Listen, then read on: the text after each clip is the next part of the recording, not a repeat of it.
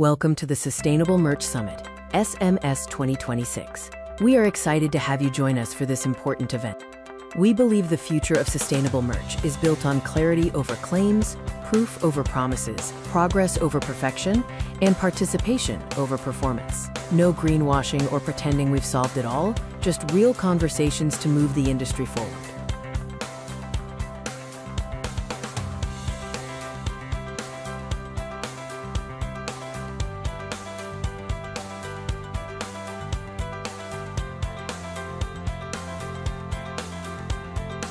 We are proud to have Branded Merch Network as our founding host for the Sustainable Merch Summit 2026.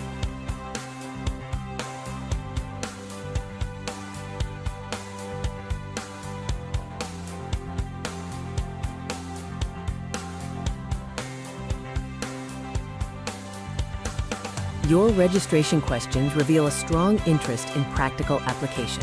You are looking for clarity over theory, what's actually working, and how sustainability drives real growth.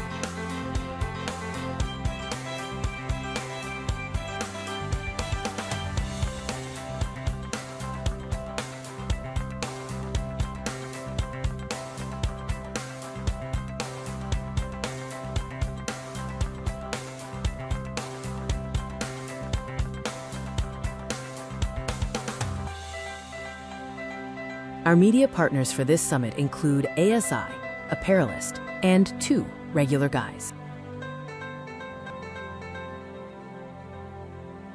The community consistently called out 10 brands for doing sustainability well. They include AS Color, Allmade Apparel, eConscious, Gemline, PCNA, Patagonia, Rupt, Sanmar, Stanley/Stella, and Storm Creek. Finally, thank you to our streaming platform hosts, 2 Regular Guys, for enabling this video experience. Thank you for being here and joining us for the Sustainable Merch Summit 2026. We appreciate your participation. Welcome to the Sustainable Merch Summit, SMS 2026. We are excited to have you join us for this important event. We believe the future of sustainable merch is built on clarity over claims, proof over promises, progress over perfection, and participation over performance. No greenwashing or pretending we've solved it all, just real conversations to move the industry forward.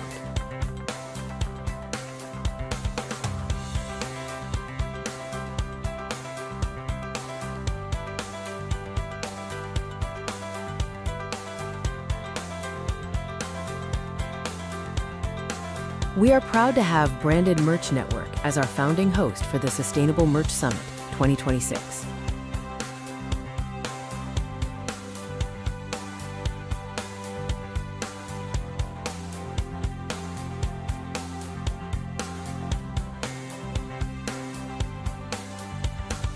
Your registration questions reveal a strong interest in practical application.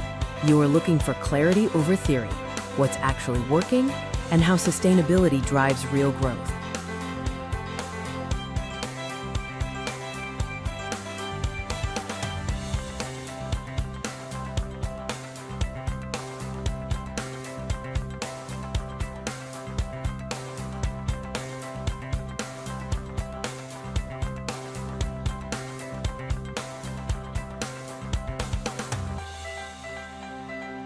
Our media partners for this summit include ASI, Apparelist, and 2 Regular Guys.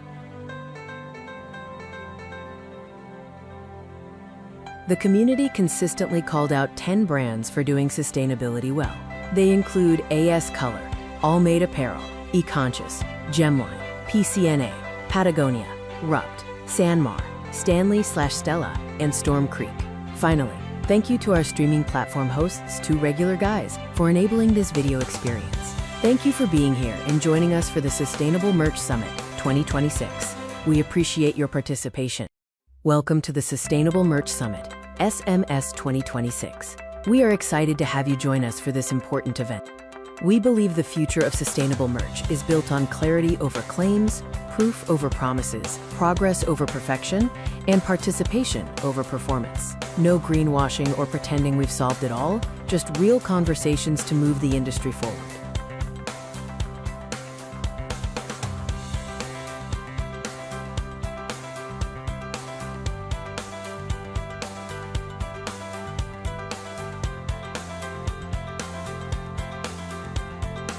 We are proud to have Branded Merch Network as our founding host for the Sustainable Merch Summit 2026.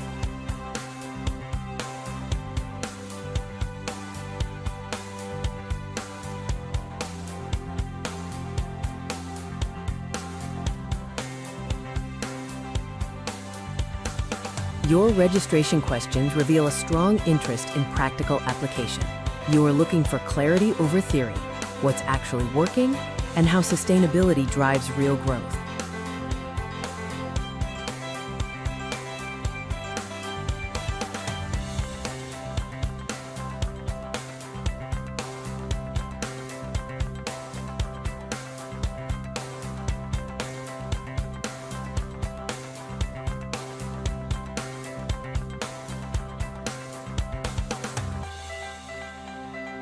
Our media partners for this summit include ASI, Apparelist, and 2 Regular Guys.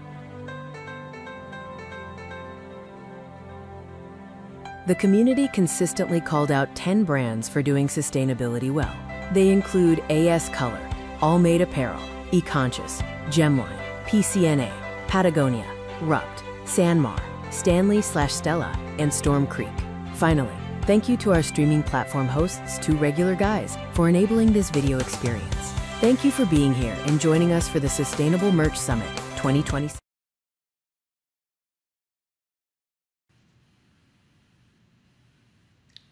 Welcome to a very special presentation on the 2 Regular Guys podcast.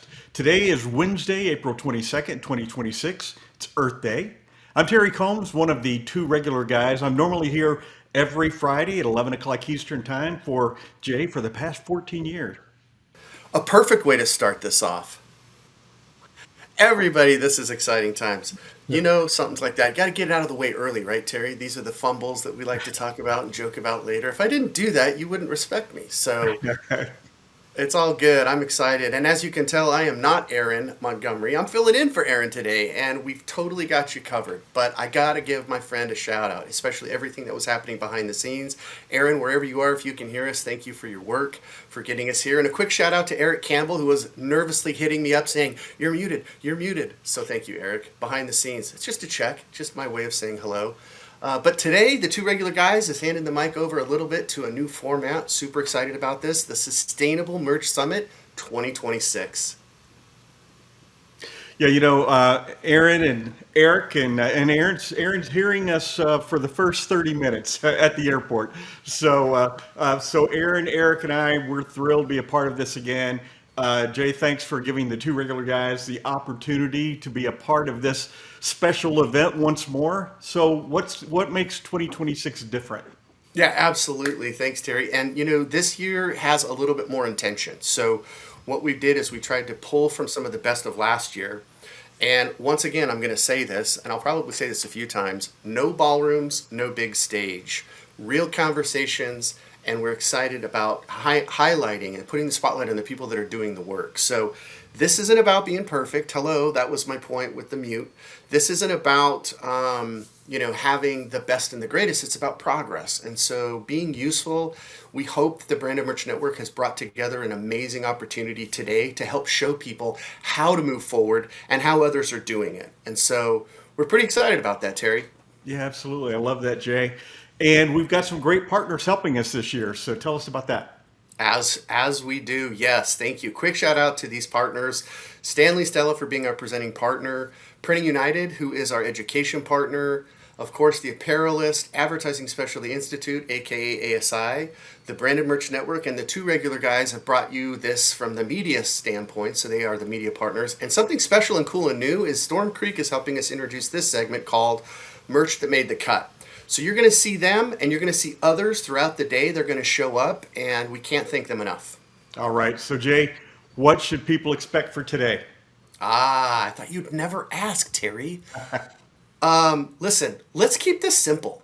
Let's focus on the basics. You know, they say a black belt is a master of the basics. And so we want to focus on what's actually happening. We want to highlight what's actually working. And then we want to show where this is going next, potentially. Of course, we don't have a crystal ball, Terry. If we did, we'd be doing other things. But real answers with real people. We have some great questions. We have a wonderful crew of panelists who have really dedicated a lot of time. And so this only works, by the way, for everybody that's tuning in. So fired up to see so many people. This works if you're here, and you are here. So drop your thoughts. You know, this isn't just a sit back and listen webinar. If anybody knows me, that's kind of like, this is the anti-webinar.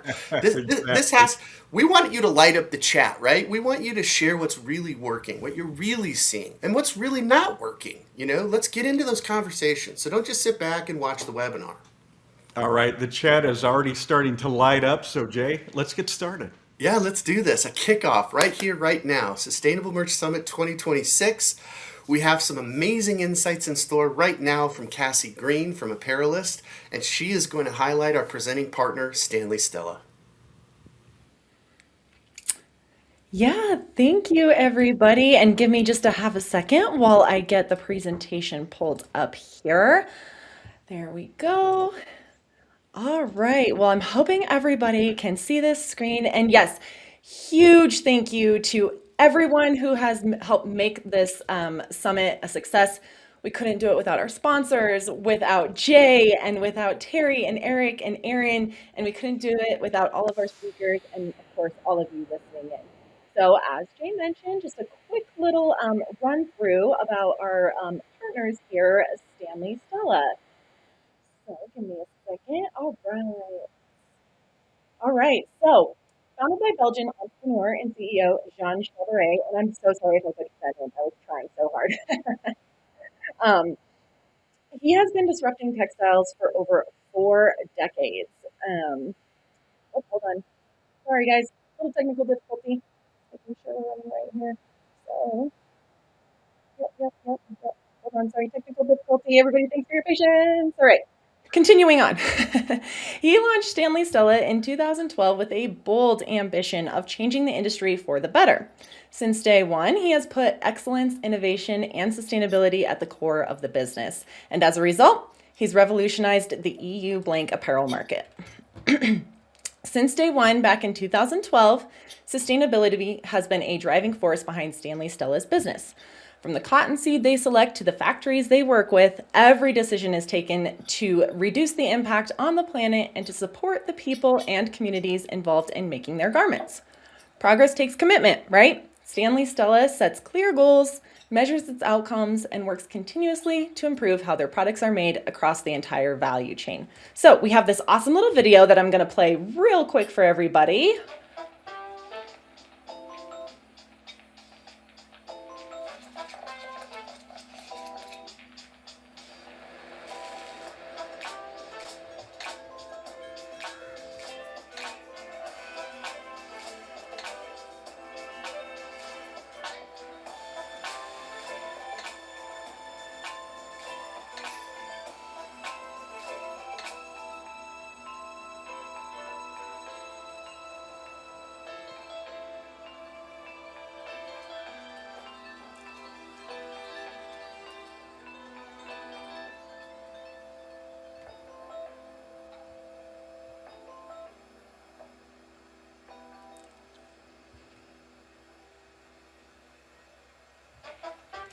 So as you can see, Stanley Stella puts a lot of value into this, and you can see from this next slide, there are a couple key impact metrics that I want to highlight here.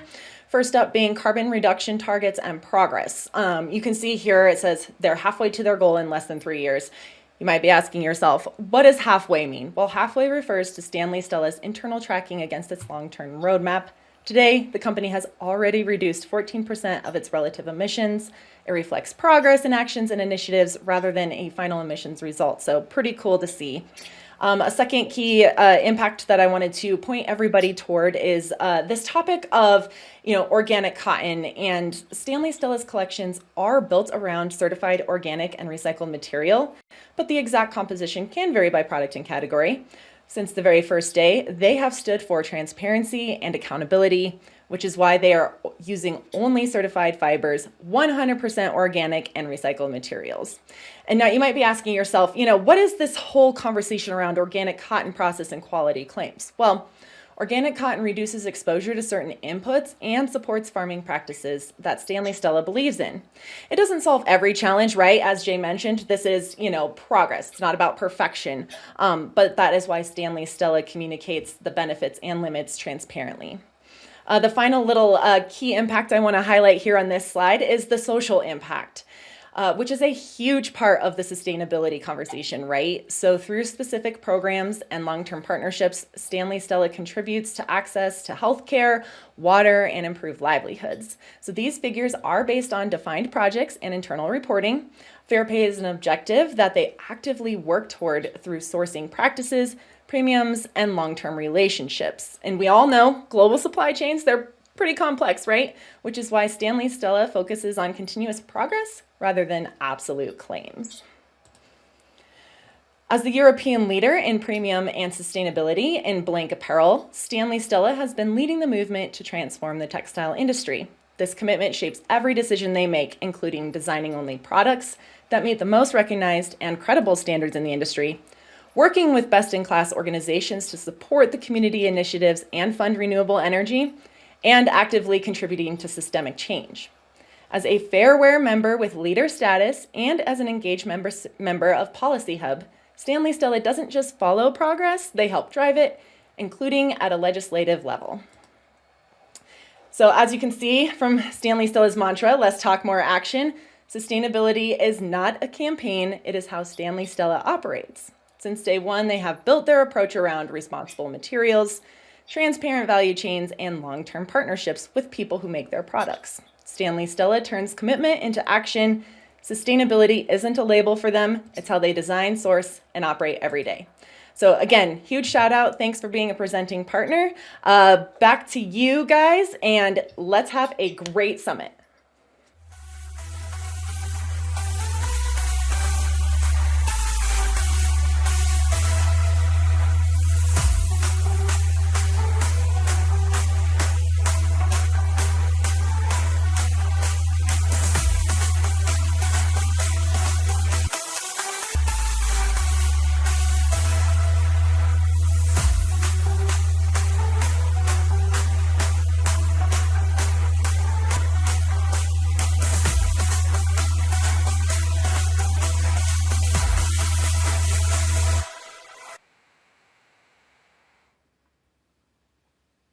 Hi guys, I'm Teresa with ASI. I'm so excited to be here with Cassie to talk about the real state of sustainable merch. I feel like you kind of teed it up nicely with the Stanley Stella video because it sort of touches on a lot of the things we actually talk about all the time and want to talk about now, right?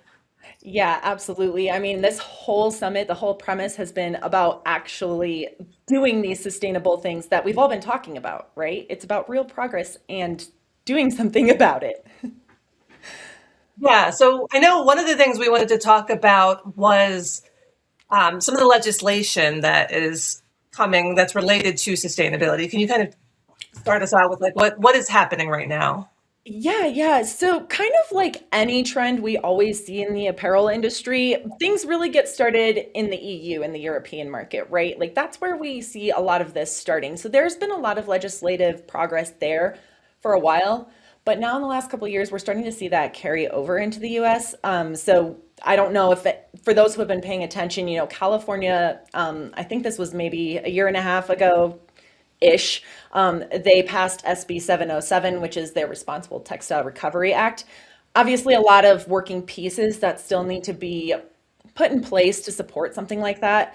But, we are going to see more of this stuff coming. I mean, we see it in all sorts of states, starting with different textile related things.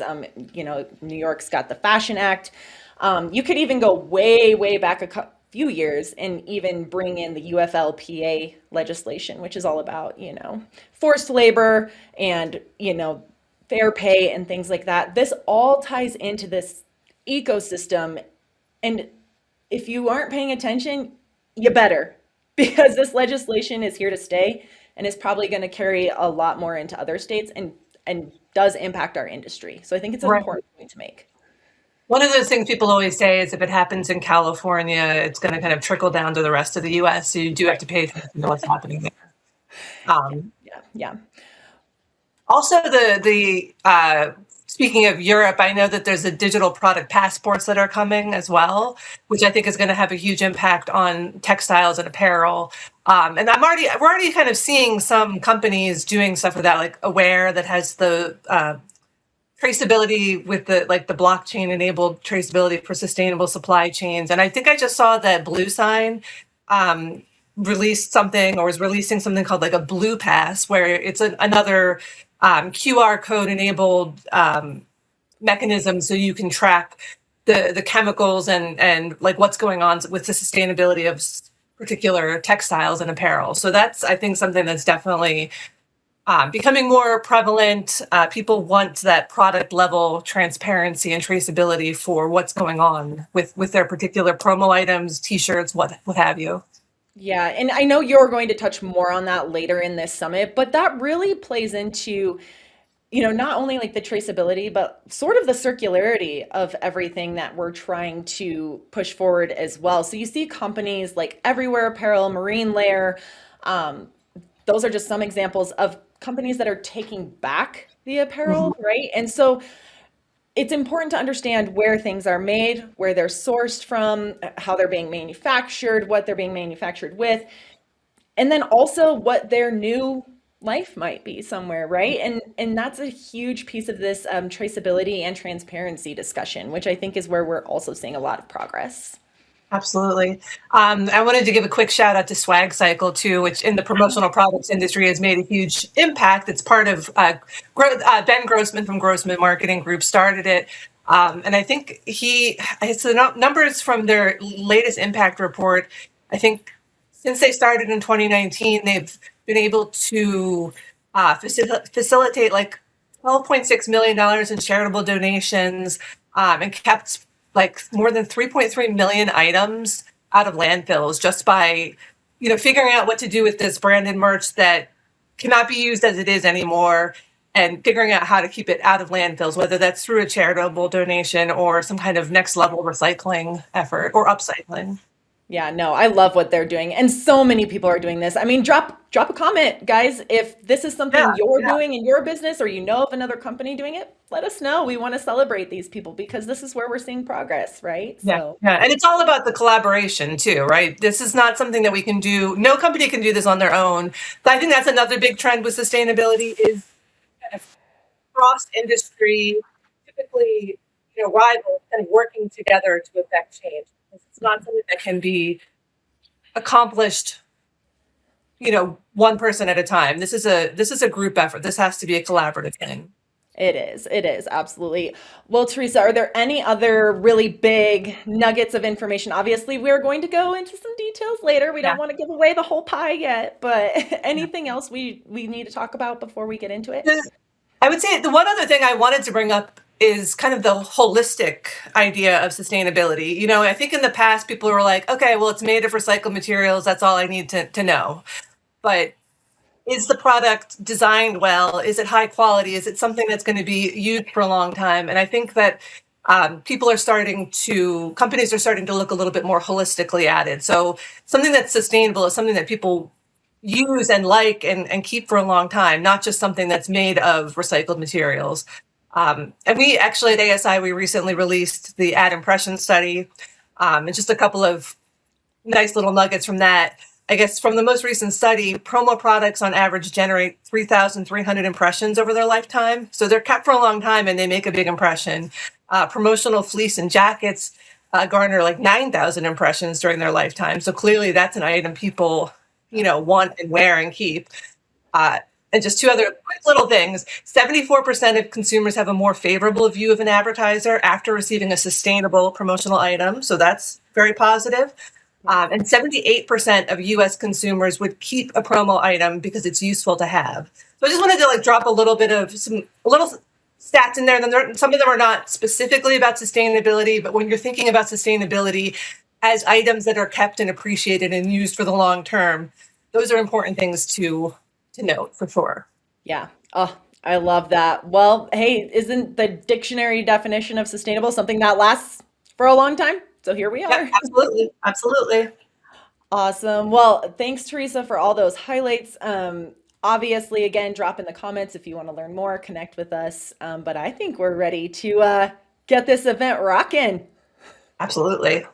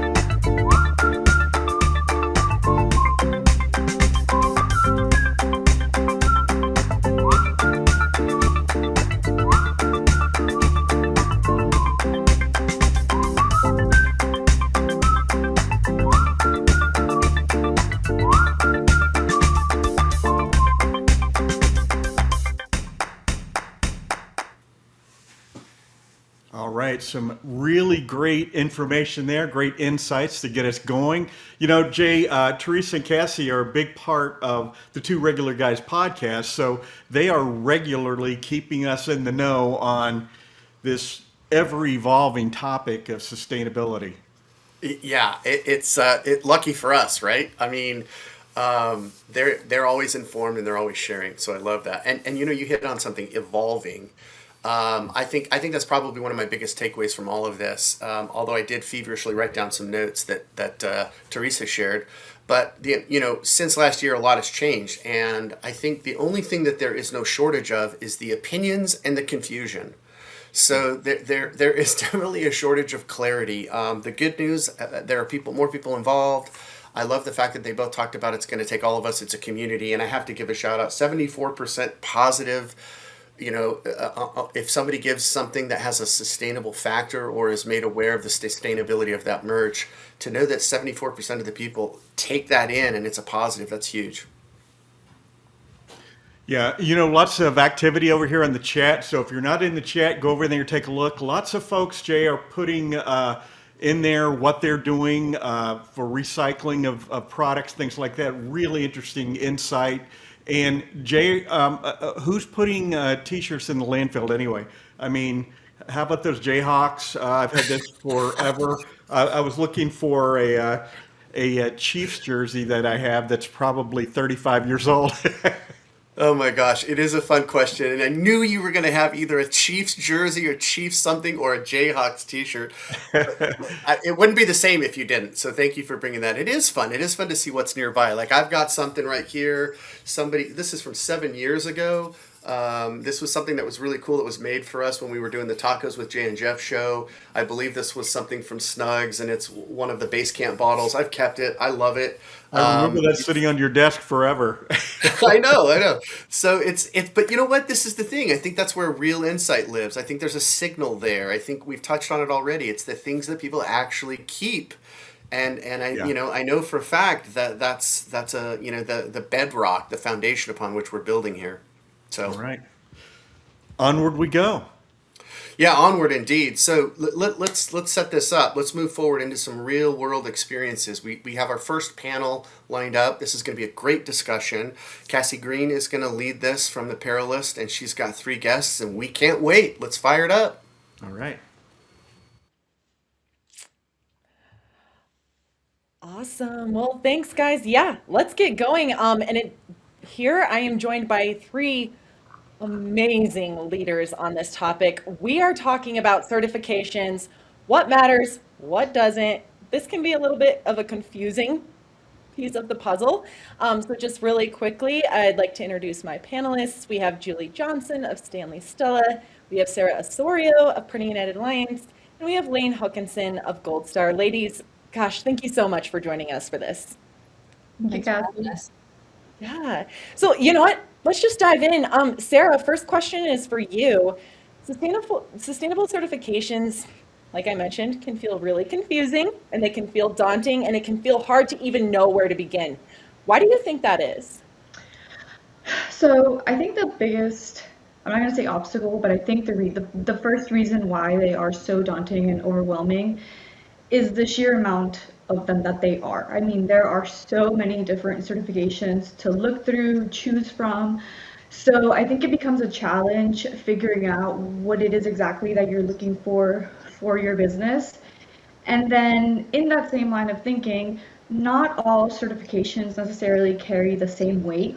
So it's really important to do your due diligence, look at where your business is needing, and really naturally ask that question: is it credible? Is the criteria, robust? So I think that's really important. And then I think another reason why it might be a little bit confusing and daunting is because a lot of these certifications are built with very large brands and very large companies in mind, not necessarily your average print shop, which is a much smaller operation. I mean, a lot of these certifications are built for companies that have dedicated either EHS teams or sustainability teams. So implementing them, sometimes just the sheer amount of documentation that you have to put together for some of these certifications can be technical. And I say that from experience. In past life, I worked on implementing an ISO 45001 safety certification, and I mean that takes months, if not years, to get through. So they're difficult, and there's also a lot of technical aspects related to them that can be a little bit confusing. So yeah, I think those are the two biggest reasons, among many others, that would make certifications a little bit daunting for sure. Yeah, absolutely. And I think I saw in the comments, there's always the topic of cost, right? And so some of these certifications come with costs associated with them, and that can be daunting as well. Julie, the intention is always to improve, right? And that's a lot of what these certifications are geared toward, right? They're geared toward helping our businesses improve. Sometimes that can feel, again, a little bit, I don't want to say green hushing, because you see some of these headlines about how certification, some of these companies come under fire. That's normal for any sort of discussion where people are trying to work to improve. How do we as an industry ensure that these certifications do remain important, do remain as useful tools, and implementing them for real action? Yeah, so definitely. So certifications are a very valuable tool, and they're great at identifying alignment of values between businesses, right? So we should continue to support the credible ones out there. But I think it's important to just look at the certifications as a starting point, almost like a bare minimum, okay? And we need to go beyond the certification itself. Use it kind of as a starting point, not as your end goal, right? It's not, I've got the certificate checkbox, right? Like for example, when it comes to GOTS, right? The GOTS organic cotton that we use. In terms of Stanley Stella, right? We have the certification, we meet all the requirements, but then we go beyond that, and we do randomized third-party testing of our cotton at the ginning and spinning stages to ensure it hasn't been contaminated, right? So we're not just relying on the certification itself, right? So we can support these certifications and their validity by really embracing the responsibility ourselves and going beyond it. So raising our own standards and going deeper within the supply chain. Lane, anything you want to add to that thought process about the importance and implementation of certifications? Well, it's funny because I think Julie copied my notes, or I copied hers, because I have a lot of the same things to say, just that certifications really are that tool. They're not the end goal. They are so valuable in the sense that they give us that framework so that we can understand everybody is hitting the same metrics. There isn't any of that weighed towards bigger companies or smaller companies, but it's really all about that measurable progress. And I know that validation from a third party can really make that feel a lot more believable, less greenwashing, none of that kind of, well, I think we're doing a great job, or I'm recycling a little bit. And I think it's really all about giving the story behind those certifications. They are meaningful, but like Theresa was saying earlier, having those digital product passports or having ways that you can see where material comes from, all of that conversation and context for the customer and our audience is really going to be even more meaningful than those certifications. Yeah. We've kind of already started to touch a little bit on some of the more popular ones, right? Sara, in addition to, you know, we've had GOTS brought up already. Ecotex is a big one, right? Can you kind of maybe provide like a high level list of some of the more popular sustainability certifications out there? Sure. So I'm going to go back sort of to my first answer because there's so many of them, and I think they can be broken down into two separate groups. You have the certifications that are more product specific and they focus on the specific product attributes, so like organic cotton, FSC certified paper, that kind of thing. And then you can have certifications that are more general and broad in scope, and they're more about the manufacturing process. You have things like EcoVadis. My personal favorite is going to be SGP, or the Sustainable Green Printing Partnership. Both types of certifications are valuable for different reasons. One, it looks more at downstream and upstream impacts, like the product-specific ones, versus more looking at how to improve how your shop runs day by day. So I mentioned SGP specifically because, unlike all of these other certifications, again, going back to my first answer, being designed for really big companies, SGP is made by the printing industry for the printing industry. There is a lot of input from the different trade associations that cover printing and SGP. And the beauty of SGP is that they have been able to take these certifications that are very complex and made them for printing, and they provide so many resources that it takes out a lot of the work that a dedicated sustainability team would be doing.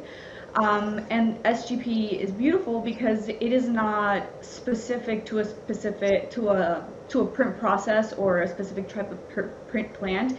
It looks at your process holistically from beginning to end. So you can be a supplier of print and be SGP certified. But then when you pair SGP with something like Ecotex, with something like GOTS, I call that the magic combo because you're sort of hitting every single point. So that's when you have more than one certification kind of covering different things, I think that's when you start seeing this sustainability story where one is speaking to your operations, the other one is speaking to the products that you're offering. So I think it's also really important to start looking at sustainability from all the different fonts and all the different areas that can be covered through these certifications, because again, there's so many of them, it's hard to keep up. It is, and thank you for providing that list, and then also highlighting why some of these are maybe not easier, but more realistic to implement, right? They come with tools and ways to help you implement them in your business. But I am also curious, Julie, and maybe you can speak to this, what makes these specific certifications stand out in our industry, in, the apparel and the promo and the printing industry? Right. So it's interesting. A lot of the certifications that Sara is dealing with are different than the ones that, we're dealing with on the apparel side. But she did mention GOTS, which is considered the gold standard for organic cotton. Plus it's coupled with the environmental and social aspects as well, right? But from the textile side, there's also GRS for the global recycled standard. And then Ocotex is a huge one. Again, it's a gold standard, and this one's specific to, ensuring products do not contain any harmful chemicals for people. But then beyond that, in the textile world, there's Textile Exchange, Fair Wear, there's B Corp, there's BCI, and there's Blue Sign. So quite a few, right? And so, yeah, it really is, and I think that's why people can be a little overwhelming if you're a decorator dealing with soft goods and hard goods, and then you're looking at certifications for your processes themselves. It could be a big thing to tackle. Right. I mean, my best recommendation, and I would say this kind of across the board for any business thing that you're trying to change, is decide what your goals are for your business and pick a certification that aligns with that. I mean, I really think, don't try and pick all of them. Lane, speaking of that, there are some challenges that still persist surrounding sustainability and specifically in certification. Some promo people, decorators, printers may make the argument that getting a certification or purchasing certified products maybe isn't beneficial, but why is that not true? Ooh, I love that. I think that it's important to view ourselves as decorators as being more of a sustainability expert than we might think of ourselves as. We often have kind of the voice of the product that goes to the end user, whether that's someone you're speaking to directly, or if you're on the supplier side and you're speaking to a distributor.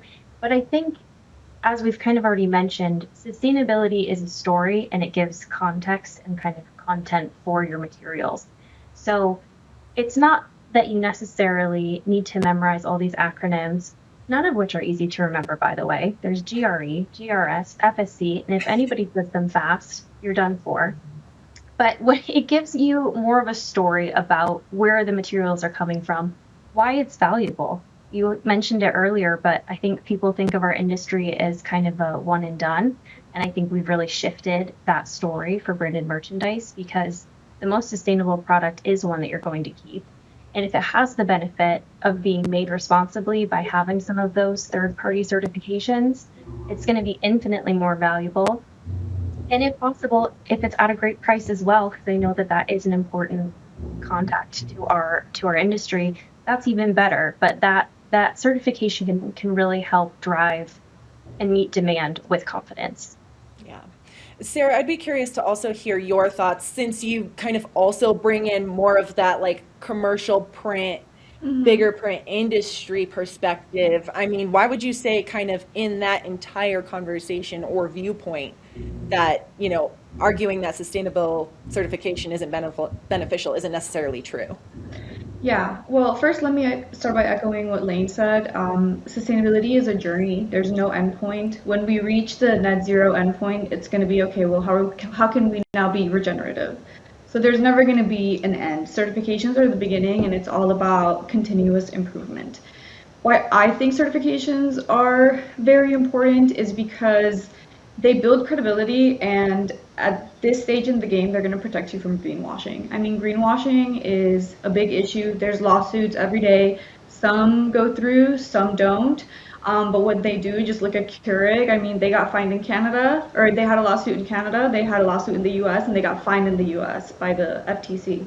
So greenwashing is a huge one. Customers are becoming very skeptical of these vague claims, and they're looking out for these buzzwords. So eco-friendly, or this is made with green practices. Okay, what does that mean? They want to see proof, they want to see numbers.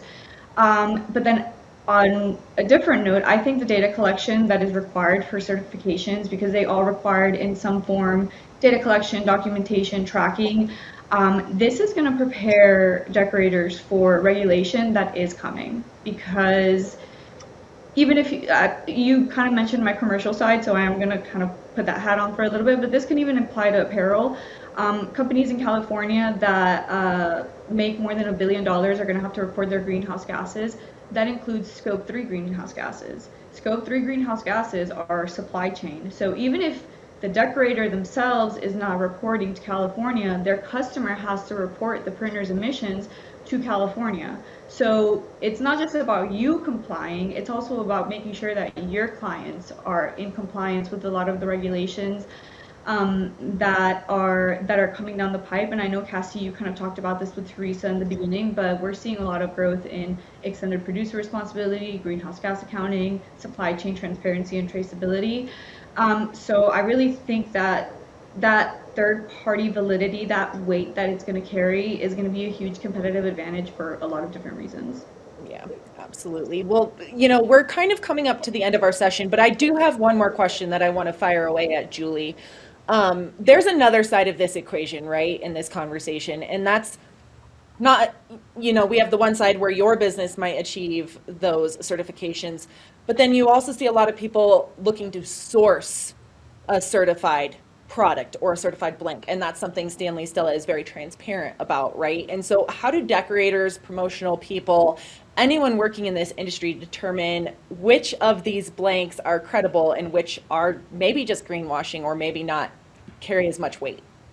Sure. So I would focus on certifications that are very well known, okay? Ones that are well respected and have some longevity to them, right? You're not looking for trendy ones coming in and out, right?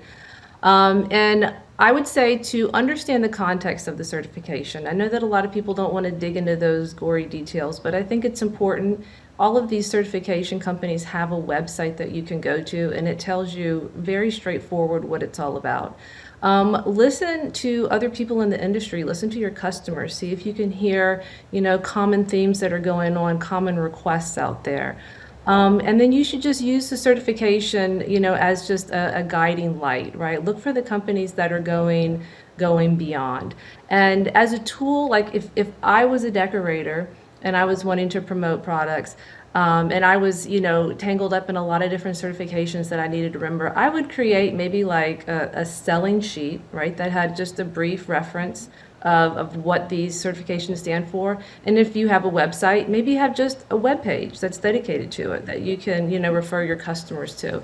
But some type of an easy tool, but you want to keep it clear. You don't want to complicate it. Just make it very straightforward and just highlight a couple of the main points of those certifications. I love it. What a great action item to end this discussion on. I know that this was such a quick look at certifications. So in the chat, everybody, make sure if you have questions for our panelists or you want to explore more, go ahead and drop some contact information in there or let them know you want to reach out. Again, Julie, Sara, Lane, thank you all so much for being a part of this conversation. Thank you. Thanks, Cassie. Welcome to Proof Over Promises Real World Case Stories. We will look at examples from the Advertising Specialty Institute, or ASI, that demonstrate what's currently working in sustainable merch. We are starting with Everywhere Apparel, recognized as the Counselor 2025 Sustainability Advocate of the Year. This company is making big strides in sustainable apparel. Everywhere Apparel was founded by 3 Stanford grads who were disappointed with existing sustainable merch options. They developed a unique method to produce 100% mechanically recycled GRS-certified cotton fibers using existing textile equipment. All products include a QR-activated recycling trigger, and they offer large-scale recycling services to clients. Their sustainable impact is significant. One t-shirt saves 809 gallons of water, prevents 1.9 pounds of atmospheric carbon, and reduces landfill waste by 0.6 pounds compared to conventional tees. They have partnered with high-profile music acts, including helping Paramore recycle 15 pallets of excess tour merch. Iris Kornbluth of Everywhere Apparel emphasizes that managing the end of life of a product is going above and beyond the linear story we've been telling in our supply chains for decades. You can scan the QR code for the full story on ASI Central. Jay, hey, I want to share a comment. Kathleen said, "Thank goodness for these experts. We need these incredible heroes to help us manage this process and do it right." So I know.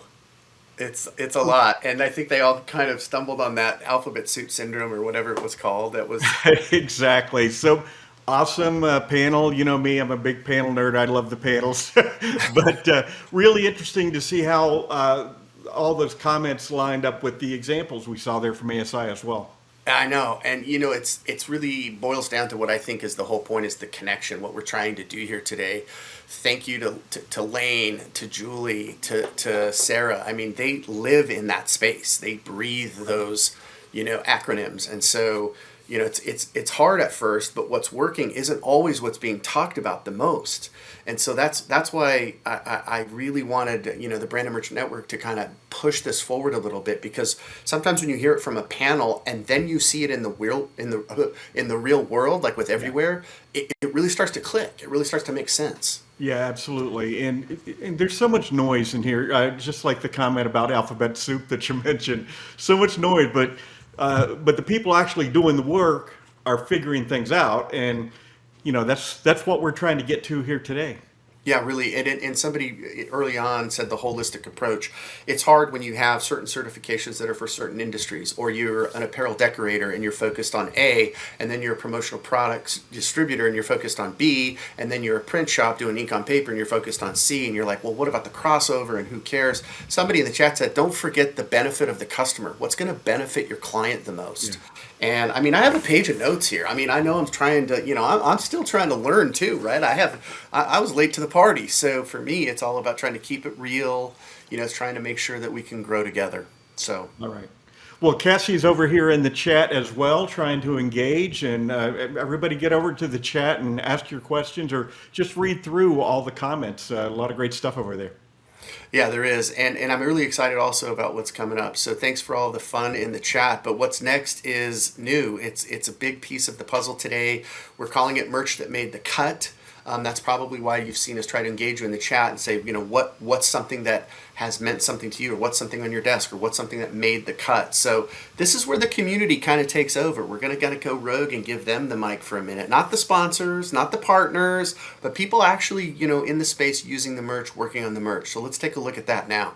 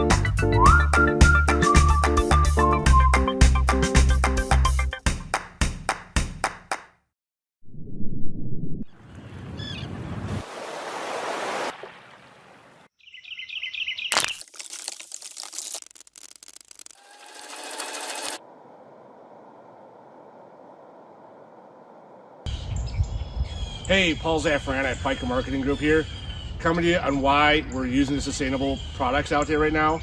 From Storm Creek, the Pace Setter jackets and sweatshirts right now.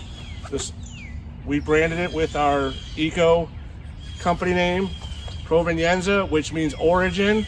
And we got a little creative with what we're doing with it to talk about the origin story of sustainable merch. So Storm Creek gets our vote and how we're using it to sell to our clients. Not only do we talk about it, but we give it to them to show them exactly what we do. Hey everybody, Cassie Green here from Apparelist, and my merch made the cut because it has lasted, including the decoration, since 5th grade. All right, I got my Savannah Banana shirt. What an amazing event. I love to commemorate that. Okay, there we go. Stop a second. You What? know the rule. One in, one out. One in, one out? Why don't you get rid of the blank ones over on the side? You've had those for years. Are you kidding me? These are the Allmade Tri-Blend shirts. I love these things. These shirts right here are merch that made the cut. I'm Lauren Esser with Smith Pro and Collab Connection, and sustainability is all about longevity. So one of the best pieces of advice is to pick something that will get used every single day, like kitchen scissors that will be on the fridge and grab for all the time.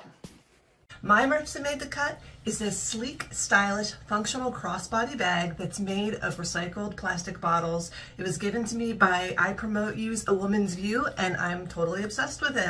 After Hurricane Helene, we saw families who had lost everything, while at the same time, brand new misprinted apparel across the globe is still being discarded. This was the moment we realized the apparel waste problem had a real human consequence. That disconnect gave birth to misfit misprints. Promotional textiles alone represent roughly $7.5 billion a year in North America. If just 2% becomes leftover convention overrun, misprints, or unused event apparel, that's about $150 million in textile waste annually. And that's just North America. At 5% excess, which is rather conservative for shows and corporate events where everyone panic orders, that becomes $375 million in wearable goods, just sitting in boxes, back rooms, decorator shelves, or eventually dumpsters. We work with decorators, brands, and apparel companies to rescue brand new, misprinted, or overrun goods before they ever become landfill waste. Every piece is sorted, packed, and prepared for immediate redistribution, whether that's disaster relief, blessing boxes, community partners, or direct outreach while we're traveling. A crooked print doesn't change the purpose of a shirt. It still keeps someone warm, restores their dignity, and meets real needs in communities facing hardships. Our goal is to help the apparel industry see these goods differently, not as defects, but as an opportunity for sustainability, relief, and second chances. Crooked prints, big purpose. Rough threads unite. We are excited to share the results of the community's choices for merch that made the cut. Our community partner for merch that made the cut this year is Storm Creek. During registration, we asked a simple question: which brands stand out for being sustainability focused and why? In other words, which merch made the cut? This word cloud represents the brands the community trusts for sustainable merch, based on your responses. These brands consistently appear because they show their work, use better materials, prove their claims, act consistently, and tell the story right. Ultimately, it's all about trust. Here are more highlights from the community about the brands they chose. Community members highlighted Storm Creek for making it easy to show real impact and providing clear, well-documented traceability across their line. Patagonia was praised as a retail industry leader in sustainability and activism, donating 1% of sales and promoting repair, reuse, and circularity. Stanley Stella is seen as setting the standard by balancing quality, style, and sustainability without requiring a compromise for a better choice. Tentree was recognized for a model built around giving back, planting trees with every item, and using lower impact material. Allmade stands out for building products specifically for the promo and print space, with a quality and sustainability story that holds up. The key takeaway is clarity over claims and proof over promises. This is what builds trust in sustainable merch.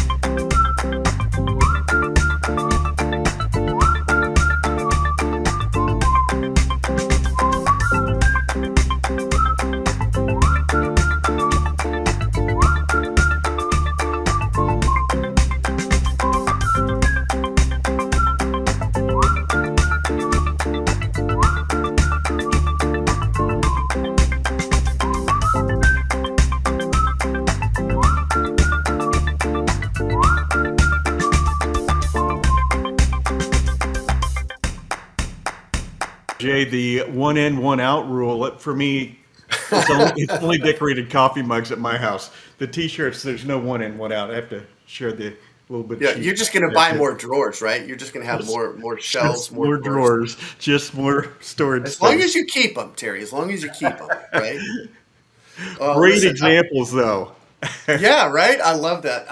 Okay, so it wasn't lost on me. Like Lauren Esser showed those kitchen knives, merch that made the cut. So that one was there. I loved it. The one at the end, the Misfit imprints, that was super emotional, very cool. I didn't really know much about them. I think Cassie introduced me to them, so that was awesome. I mean, there's so much there, right? There's so many cool examples, and I think we all take it from a different perspective.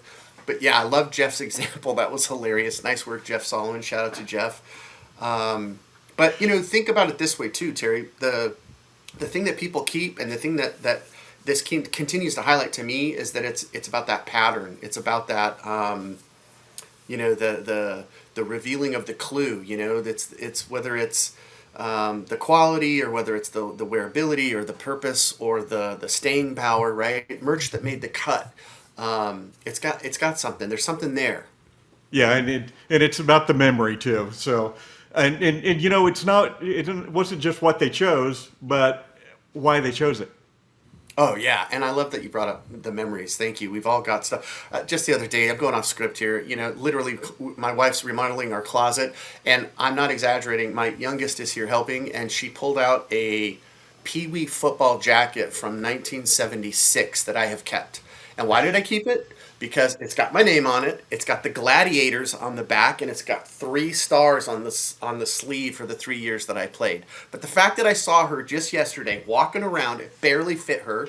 She's 22, but she's really teeny. So I mean, we keep what we are connected to. Those memories. Exactly. It's so meaningful. So That's the beauty of our business. It's it's the connection. It's like what I always tell people when I went to see the Stones.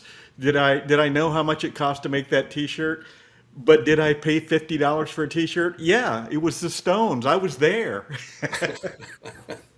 I love that. I love that. Well, let's shift a little bit here. We've got more to deliver, more greatness. We're packed. So from ordering the merch to actually thinking about how people keep it, how people use it, how they connect with it, all of that. At the end of the day, I just got to let this mic drop moment happen. The best merch doesn't feel like merch. All right, it's something that you would choose anyway. And I think that if we kind of frame that and remember that, that'll go a long way and help us out. Yeah. So anyway, anything else before we go forward with our next panel? I think that's where we are, right? Let's keep moving, fast paced. Yeah, let's go.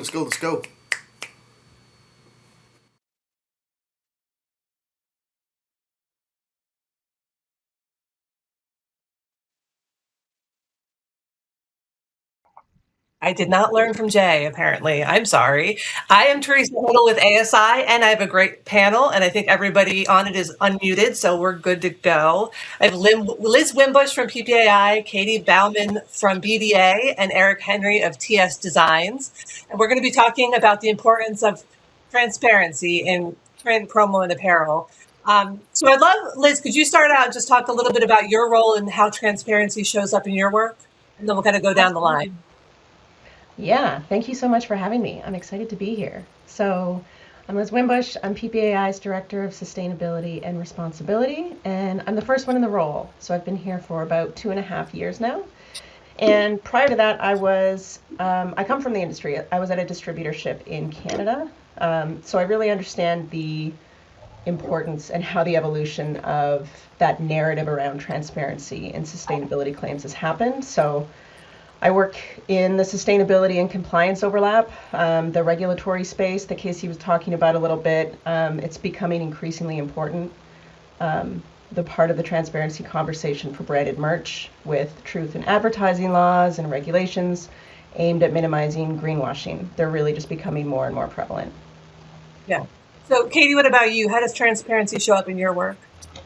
Yeah, so I actually work in our business development group at BDA, and I lead our corporate sustainability. And it might seem like a weird marriage, but for anyone who's worked in business development, you know that it gives you a perspective on the business that you don't have if you're only in operations. And so I have the opportunity to see what existing clients are looking for in their programs and partners, what potential clients are looking for, what are clients asking for during renewals, and then what are account teams who are on the front lines hearing from their clients on a daily basis. And so for us, transparency shows up kind of at every level on a daily basis. Because we are a distributor, clients are really interested both in what BDA does as a corporate entity, how are our business practices responsible and sustainable, and then they want to understand how we're engaging with our supply chain. Do we have partners who can show those proof over promises in their products? And that looks really different, what clients are looking for from that aspect. So we're seeing it across the business as both a company and within our supply chain. Right. And Eric, I know transparency is huge with your company. I think that's one of the first reasons I ever reached out to you is because I was doing something about, dirt to shirt and transparent supply chains. But tell us a little bit about what you do. Yes, Eric Henry, and happy Earth Day, based in Burlington, North Carolina. And the painting behind me is a cotton farmer we've been working with for, over 20 years now. So being in North Carolina, which I say one of the best places in the world at the intersection of agriculture and apparel, And when our business got wiped off the map with NAFTA in 1994, I says, why would we go overseas for cotton that we can grow right here in North Carolina? So again, transparency is a core to what we do here. And from the earlier conversation, I think with all the certifications out there, I like to say transparency with, certification without transparency, you have to question the certification. So, and again, it's just, we're very fortunate that we live in an area that we can actually connect the cotton all the way to t-shirts. And we do that in a supply chain now of 700 miles, where some t-shirts today travel 40,000 miles from that field to your shirt. Yeah, that's amazing. Such a 700 miles is so much smaller. So I mean, this panel is about like proof over promises, but what does proof actually look like in the context of sustainable merch and apparel? I mean, I think we talked a little bit about it with certifications and things like that, but what else is kind of proof for people? And why don't we start with you, Eric, and we'll go back down the line. Well, again, as I said, we launched Cotton to Carolinas in the mid-90s, and that was way before things like QR codes exist. Fast forward to today, we actually print a QR code in our shirt. You can scan that QR code, and that will take you all the way back to that farmer. When I tell you farmer, I give you a picture, phone number, physical address, and email. We've had every brand in the world come to TS Designs, you're welcome to do it. And they talk about their sustainability. And I like to say we live in a global economy, not putting that genie back in the bottle. But when I buy those pair of jeans from some brand that are made in Bangladesh, I'm fine with Bangladesh. What I'm not fine with is the ability to access that facility in Bangladesh that made those pair of jeans. They make it very, very difficult. And so the brands a lot of times hide behind a very outdated Karen content thing that says made in Bangladesh, but that could be North Carolina cotton. So we're really failing on the transparency because we have a lot better technology today that allow us to into that. And again, I have no problem with the global economy. What I have a problem is the lack of transparency into that supply chain. And I'll leave it one other thing, and being this a long time, the old guy in this conversation, one advantage or outcome, I should say, that comes transparent is the relationships you develop with the people in your supply chain. It's not just a PO and a price. There's a relationship to that farmer there. I mean, I'm now working on the third generation of 20. I know the family. I know the kids. I know where they live. I've been to their home. And those relationships are so critical, especially when we're in these challenging, chaotic times. So you're not solely looking at a business decision based upon price. Right. Caity, what about you? What does proof look like? So we all know the gold standard are companies, like Eric's, right? Where there is that deep dive. There are LCAs, there are carbon footprints, the traceability is undeniable. But we work in a storied industry, right? And not everybody is there. And so for kids who absolutely require that, we work with our partners who can provide that level of transparency. But what I've really seen over the last 5 years, from a corporate partner perspective, right? Clients who are coming for you not just for a single order, but they are wanting a long-term relationship. They want to understand how you can support their corporate ESG goals as well. And so knowing that scope 3, so most companies in this industry is going to be 80+% of their footprint. We need to meet them in between. And so for us, one of the things that we do is we measure our scope 1, 2, and 3 every year. We do public disclosure through CDP. And what we are able to provide clients, again, progress over perfection, is we can give them a percentage of, can attribute a percentage of the carbon footprint to the business that we're doing with them so that they can make progress towards those sustainability goals. And then we're able to also measure and report on improvements that we make every year within our footprint that impacts them. So it's definitely kind of a dual path. Neither one is perfect, but we're trying to fix a plane while we're flying it. And so we can't we can't wait for perfection. Anything that we can do to help one another take steps forward, I call that a win. At the same time, as an industry, we need to hold hands. And one thing I do want to acknowledge on this panel, because it was very overwhelming for me when I started in sustainability, was I felt like I was surrounded by these people who were so far down this path, and they were speaking this language that I didn't understand. And I felt like I'm never going to get there.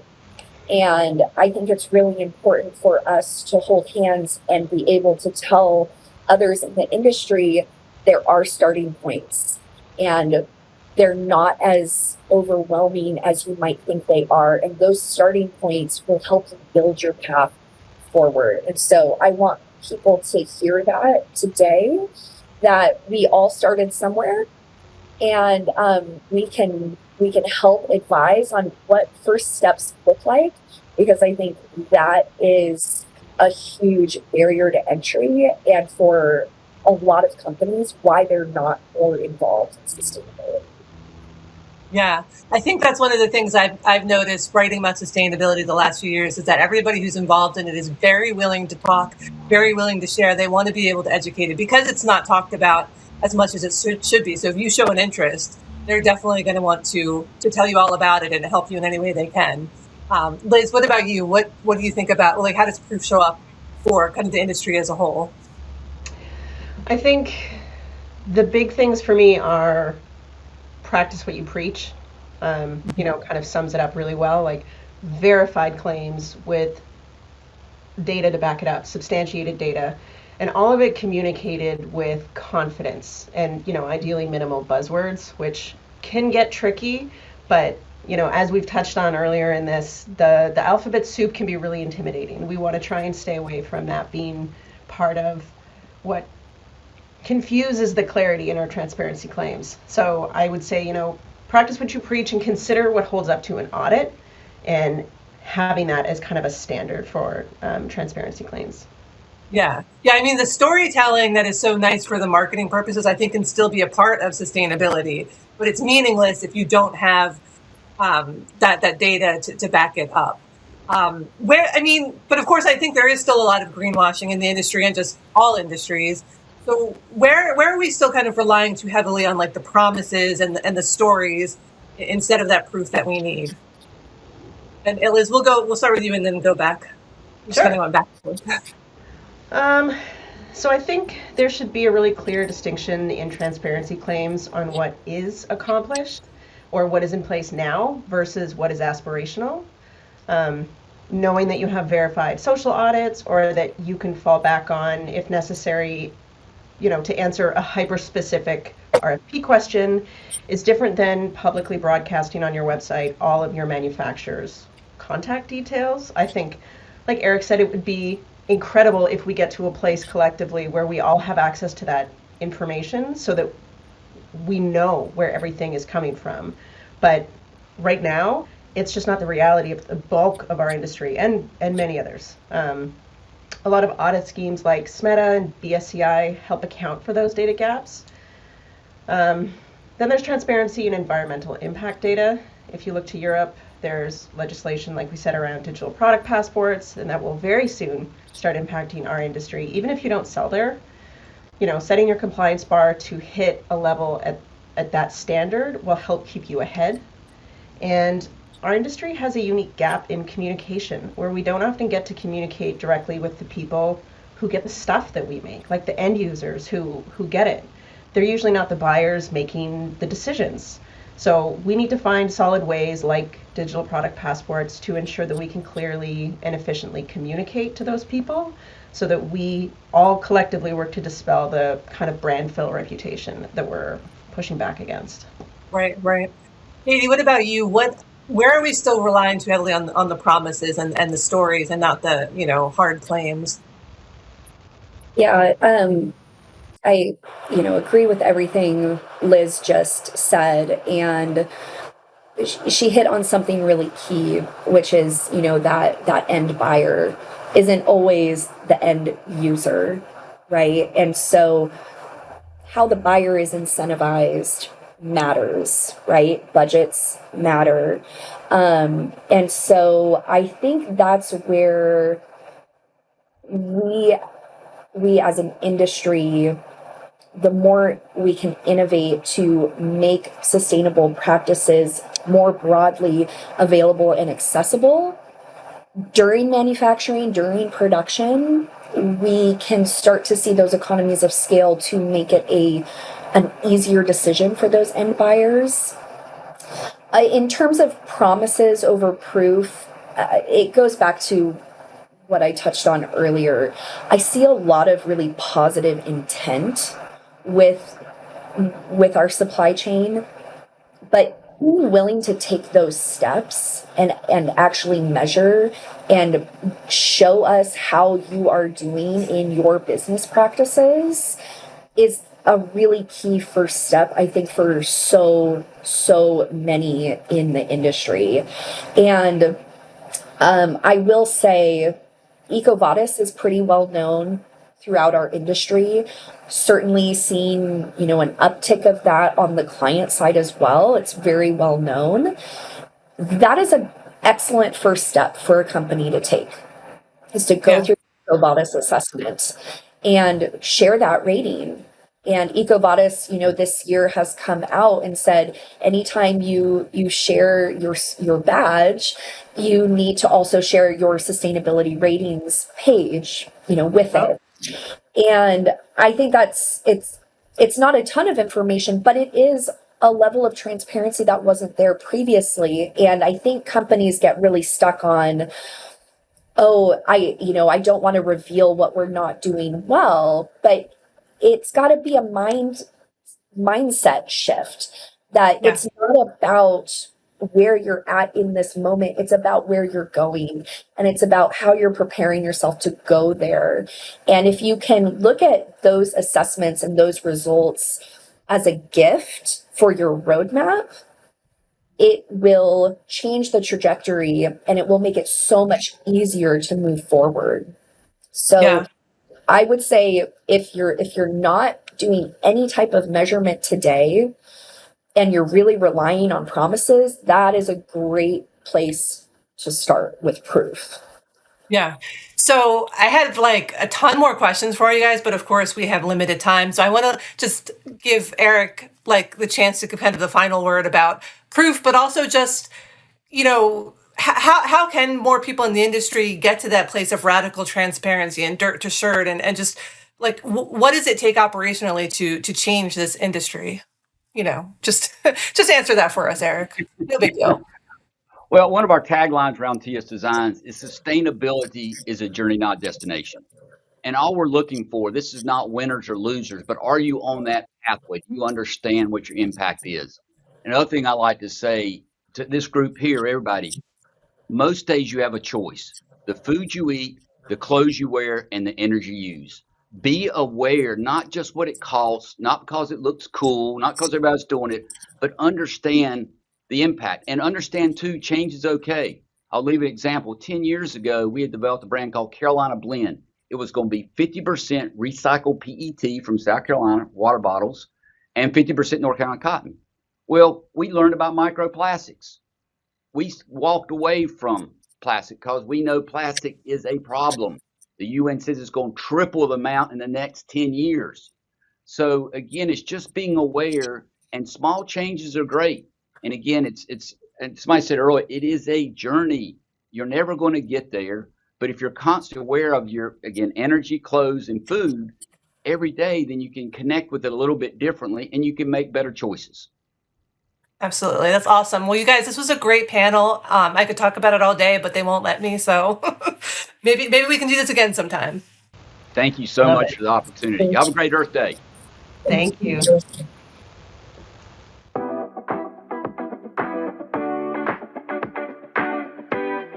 Earlier this year, ASI and PPAI jointly published the results of a third-party study that we commissioned along with European promo partners. Climate Platform 51 to Carbon Zero compared promotional products against 5 other advertising channels, finding that promotional products deliver strong brand recall with comparatively low carbon emissions. including a carbon impact per memorized impression that's 8 times smaller than digital advertising. So it's important to note that the study is not a finish line, but rather a starting point for more data gathering, deeper conversations, and decisive action. Still, the news is positive and promising. So Liz, what is your biggest takeaway from our carbon impact study? So to me, the biggest thing that really stood out was how consistently branded merch performed well across different metrics, like the emissions per impression, per memorized impression, and even per campaign. Like that consistency was really interesting because we weren't looking for a single favorable metric, but it really does point to how well positioned it is in the marketing mix when it comes to carbon. Yeah. And a lot of what is so positive is just how long lasting promo can be, right? Like the idea that a TikTok ad is 10 seconds, but your favorite hoodie could be something you have for 10 years. Yeah. And that the manufacturing emissions for that hoodie across that really long exposure period, the carbon impressions changes quite a bit compared to that 10-second TikTok or an ad you see fleetingly on the freeway as you're driving by. Right, right. Well, the full study has so much, great information on it, and you guys can find it either on ASI Central or the PPAI website.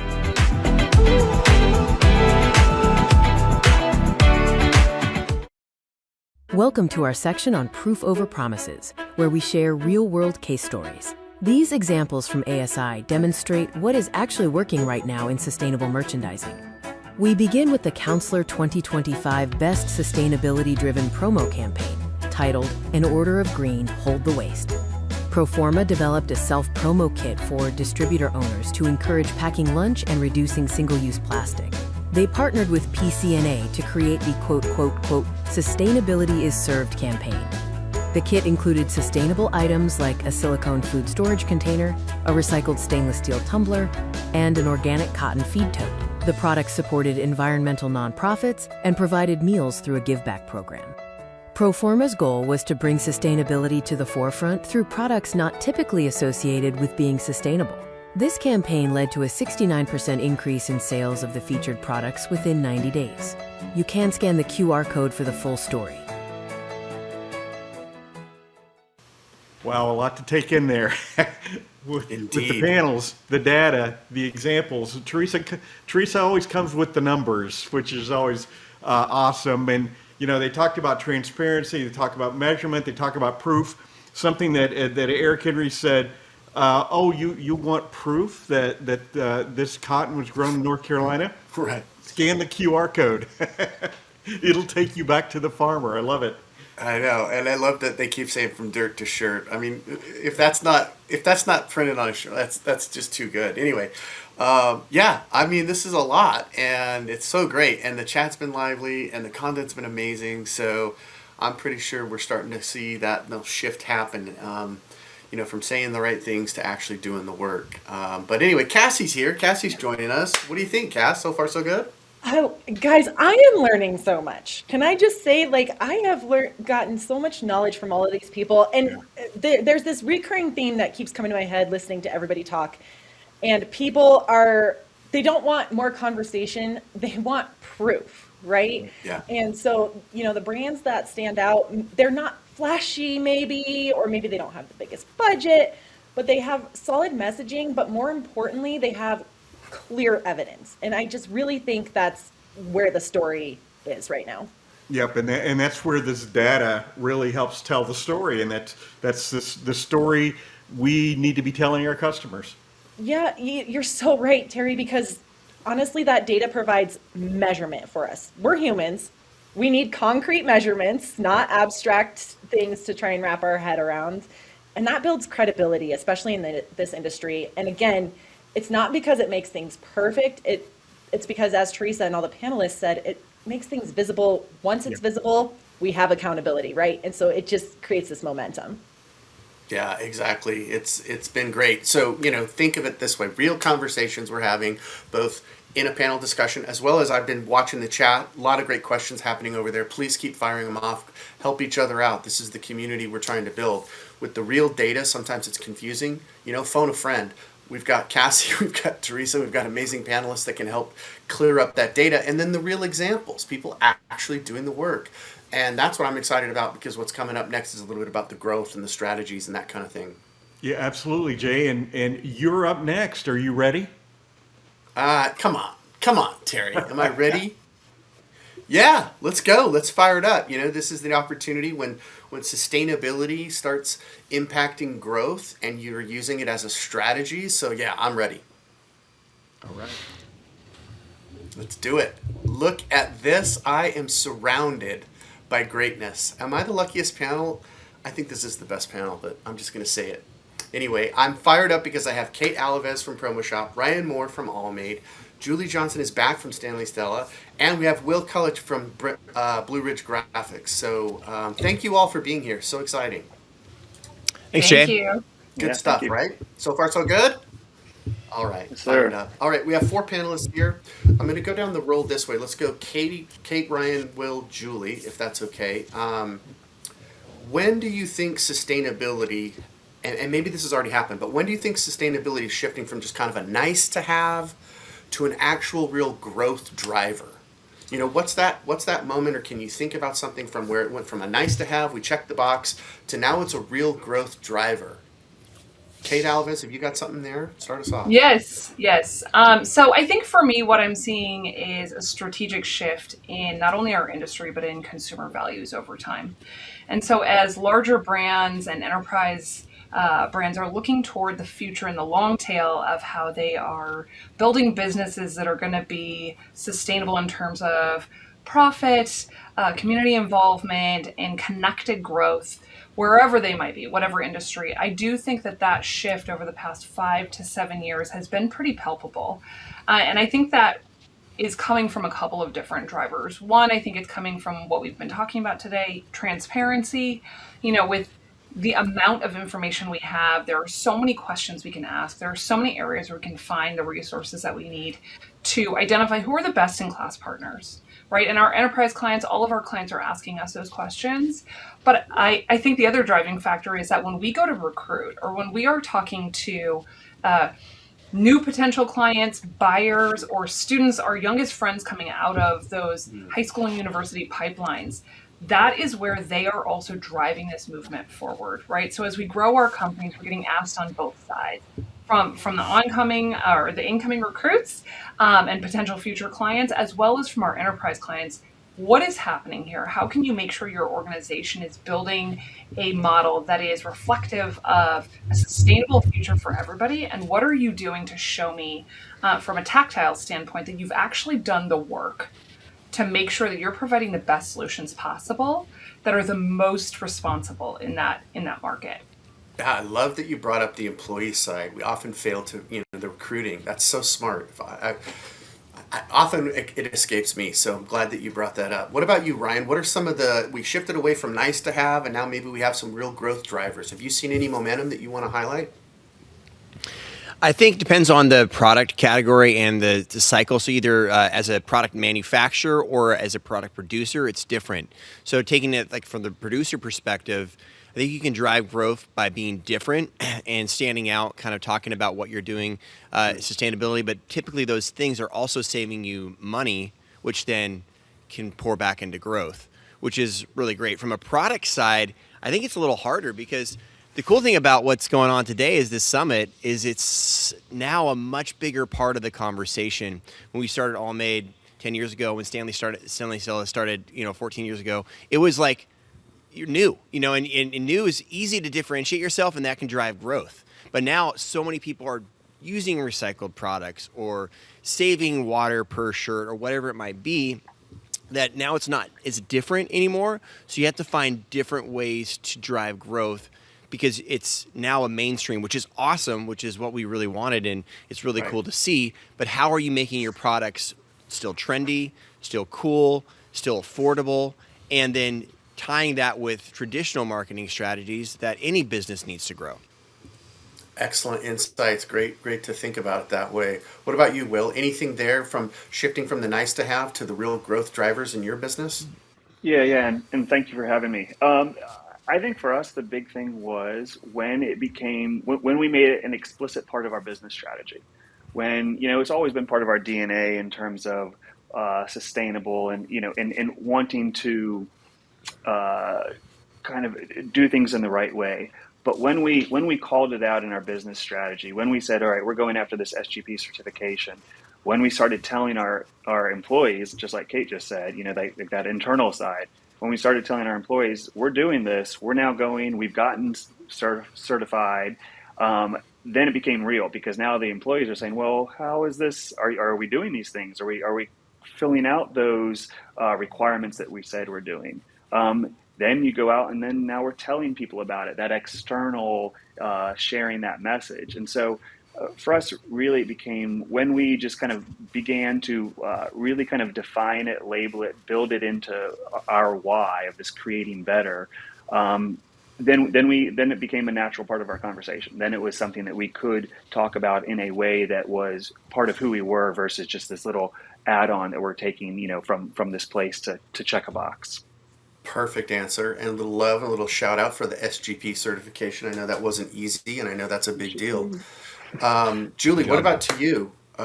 Nice to have, yeah, but now we're in this real kind of growth movement. What are some of those drivers? Is there something there that's influencing your decisions or Stanley Stella's?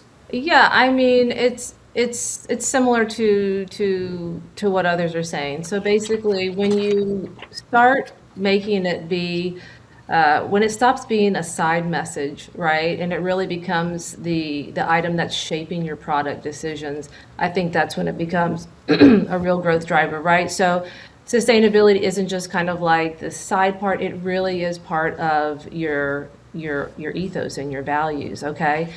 So when it's fully embedded into your offering, it reinforces the design and the performance. So not just using responsibility as a standalone selling point. Also, I like to think about other brands out there, other organizations and businesses that are outside of our industry. I know myself, like I make a lot of purchasing decisions on my own based on sustainable practices, and I have for a long time. So when I think about the brands that I buy into, maybe it's mattresses or sheets or something like that. Usually these organizations, the sustainability is not their main driving point. It's just part of who they are. Then they have other attributes about their brand that really set them apart, right? So when you're just going out there and you're just hanging your hat on sustainability, sometimes it's just, I think that's when the consumer starts getting triggered and thinking, oh, this is a greenwashing thing, right? But when it's part of your DNA and it's who you are, and then you have all these other aspects around it, that's where we really see a big difference. Great insights, everybody. Yeah, I love that. All right, quick question back to, let's go to Kate. Kate first, and others, you can build on this if you want. But Kate, spend some time with me here. Can you give us a specific example when sustainability really did directly help win business or help you like open up a new account or unveil some new opportunity? Can you share something like that? Absolutely. And this actually happens all the time. I completely agree with what Julie was saying, right? Once it's baked into your DNA, you're not necessarily going out and selling on that main point. But what you're doing is you're demonstrating to your client and to the market that part of what you're bringing is a value-centered proposition, right? So you are an organization that believes in something from the beginning to the end, even when no one is looking, right? We're doing the right thing, even when it's not something that someone asks for. And I think those things are pleasant surprises and value adds, right? So when we're talking about how we measure up against advertising agency environments, our advertising agencies are looking at value adds that bring them to the table to define exactly what they're doing, that helps their client feel as though they are not just buying one piece of advertising, but they are actually creating a method inside their organization, right? They're going to market with something that is standing out against their competitors, but also saying like, we're just fundamentally making the entire value cycle better. So for us, a couple years ago, we had a presentation for a large enterprise client. The team came in and pitched it to me. I had been involved with the enterprise client onboarding, and we were in the RFP stage. We got all the way to kind of like the last stage. We were looking at kind of doing the product sourcing for that. And one of the things that came up when the team brought it to me is that they had this beautiful aesthetic design, a number of products in there that looked really gorgeous, very retail inspired, loved it. However, I knew from the enterprise client and doing a deep dive on the client's values that they are deeply committed to an authentic, nature-based experience in their merchandise. That's how they go to market with their end users. That's how they talk about it with their employees, that they want their organization, and we're talking a huge global brand, to be reflective of what's positive in the environment. And so I asked the team to please scrap the ideas and go back to look at what we could do in that space by exchanging those pieces out for a product mix that was going to give the client back a discussion around their own values and impact, and why that carried beyond the merchandise solution, beyond the e-commerce store that we were giving them, but all the way back into the values and the ethics. And so that they could even continue that conversation after those items are in the employees and the end users' hands. And for sure, the number one thing they called out when we got to the table, and people kind of were like a little nervous at first, right? Is this going to sell, or are you selling me on just the eco stuff? Obviously, I'm known for the soapbox. When they got to the table, the number one thing the client called out is, you are getting this exactly because you understood how our values stand out and what it means to speak beyond the advertising campaign into the ethics of who we are as an organization. And it won us the bid. Love that. Great story. And I was going to follow up, but I don't think I need to, about, are you sure you didn't win the deal because of your massive personality and your team's abilities to be nimble and all those things? Was it really what got you across the finish line? But I think it's so cool that you've already answered that question. So awesome. Anybody else want to jump in here? Will, have you got anything there that, sustainability directly help you win business or grow an account? In a very similar way, yes. I mean, we at one point were working with what I'll call an unnamed sustainability network. So end user looking for one of their events and working with them. And what it did for us was it opened the door, right? We're certified. I mean, in the previous session talking about certifications, hey, this is third party. We're certified.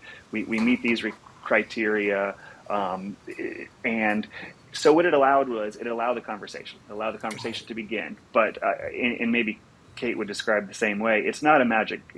I think we all know it's not a magic bullet. It can't be, right?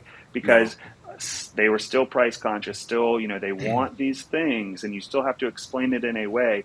But someone mentioned between the buyer and the end user, they still had to pass those products to their final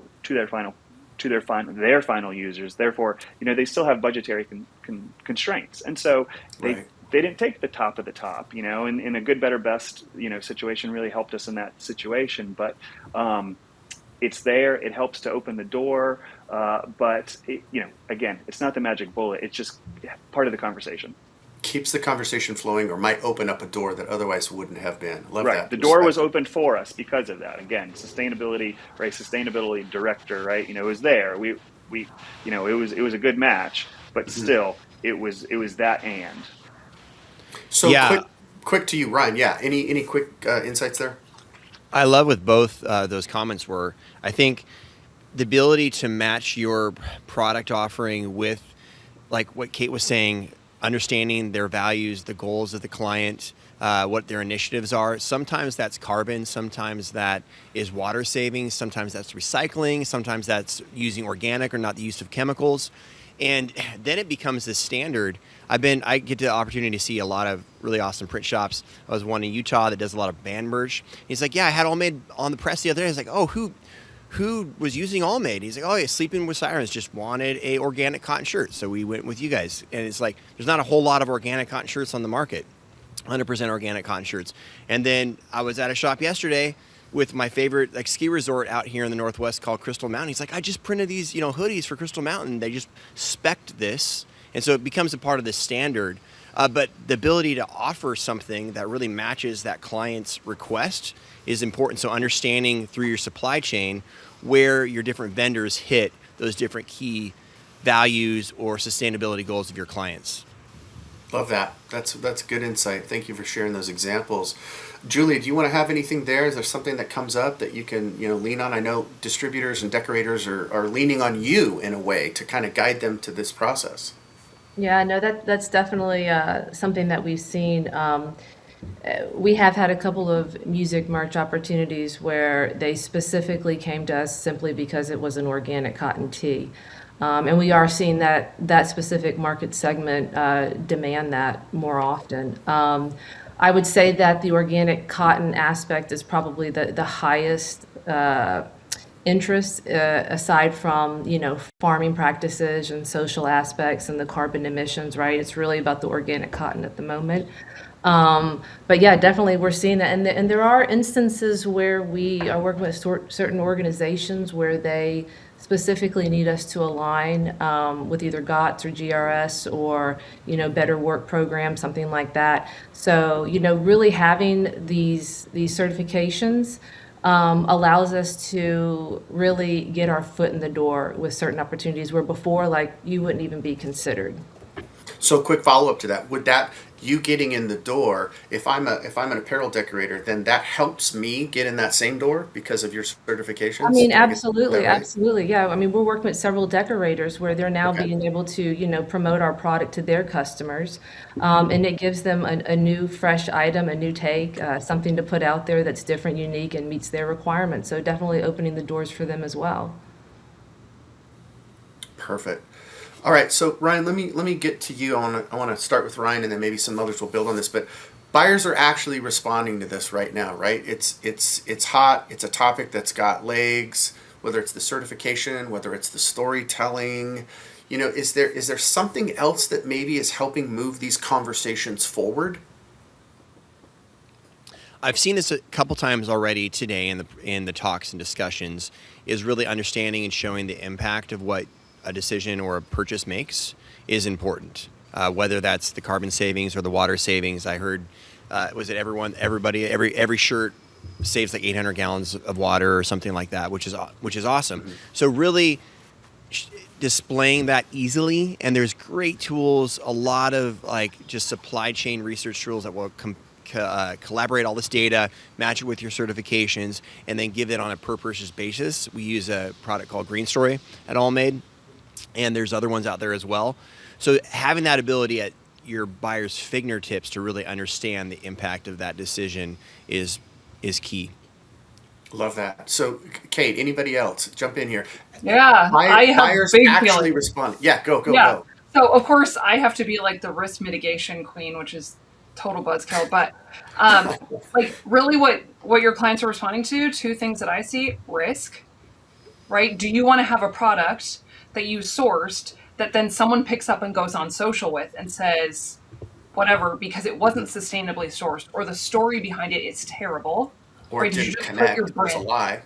Interesting. right? Do you want a greenwashing piece? Do you want anything like that? You don't want that, right? And as a distributor, my job is here to be your agent of success. I'm supposed to make sure that we are looking out for all the things that you didn't think of. So they're responding to risk. If you have a risk discussion, that's one. Number two, they're responding to budget constraints. So if I tell you that I can take your marketing budget as it pertains to a merchandise campaign and not only get you the merch that you want, but create a story that continues to sell for your mission, right? Now I've taken your budget and I have made it that much more complex, right? You've told us an incredible story about your value add. You've told something about your ethics. You've told your intentionality through that same budget dollar without having to add a separate line item, right? You don't have to go somewhere else and create a marketing campaign in digital or in print if you just told it with the merchandise, right? So if I'm talking to our clients, those two pieces, why would we not evaluate risk and budget constraints to maximize our output and to make sure that wherever we're putting it in anyone's hands, right, especially as it comes to that merchandise, that they're wearing it with pride, but it continues to talk about what's most meaningful, whether it's sustainable development goals based on the United Nations or the growth and strategy of a particular organization over time in responding to what the market needs are from an ethical standpoint. Insights, deep insights. I knew you guys would be bringing the goods. Love it. All right, I want to transition because we're on the clock, obviously. Will, this is to you first. I want to shift us away from what I call boardroom or ballroom sustainability. And I want to get back to shop floor sustainability, in the trenches, right? The reality, like all of the discussions have been great. I'm not picking on anybody, but does sustainability ever create, maybe let's take the opposite side. Does it create a friction for you? Is there any costs or complexities? Is there skepticism that sometimes shows up as the big boogeyman? And how are you handling that in the real world, in the shop floor sustainability mode?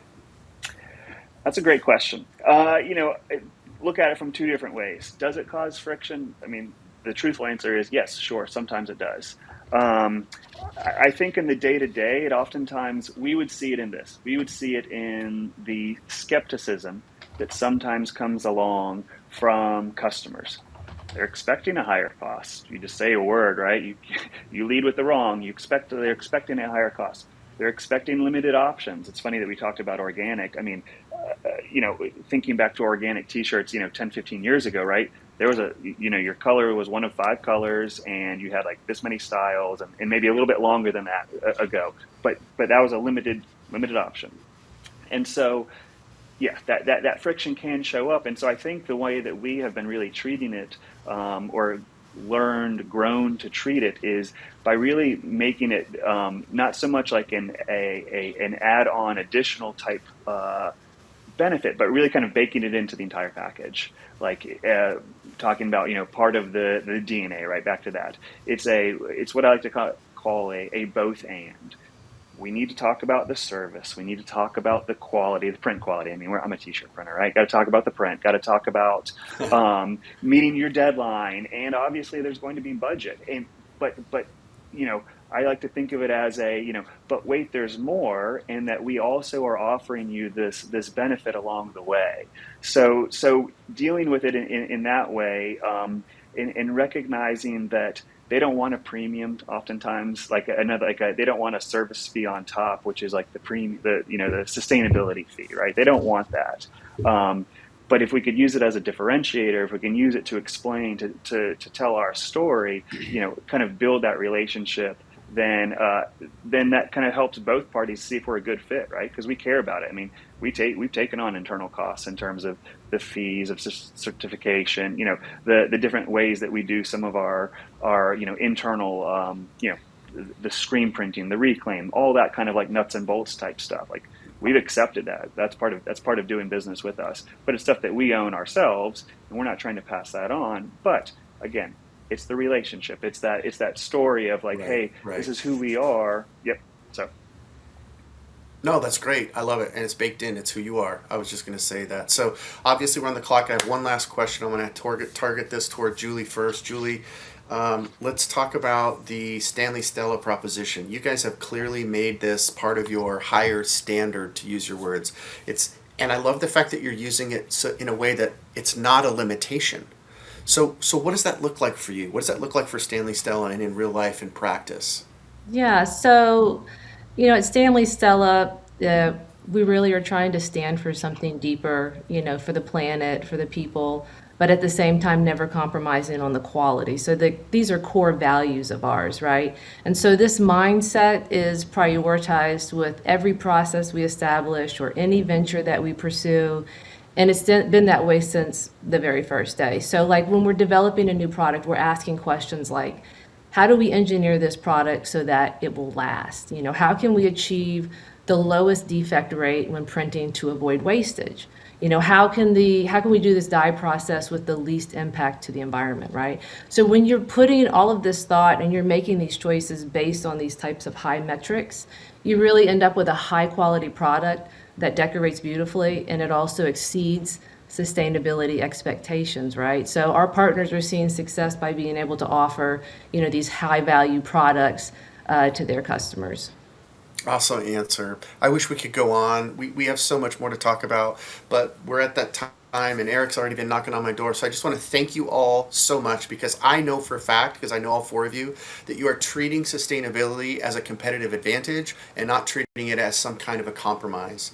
So thank you so much for being here today. Eric, no more need to knock on my door. I get it. We're on the time. But thank you, Ryan. Thank you, Julie, Kate, Will. You guys have been fabulous. And thank you for showing up today. Thank you. Thank you. Thanks so Good much. job, everyone.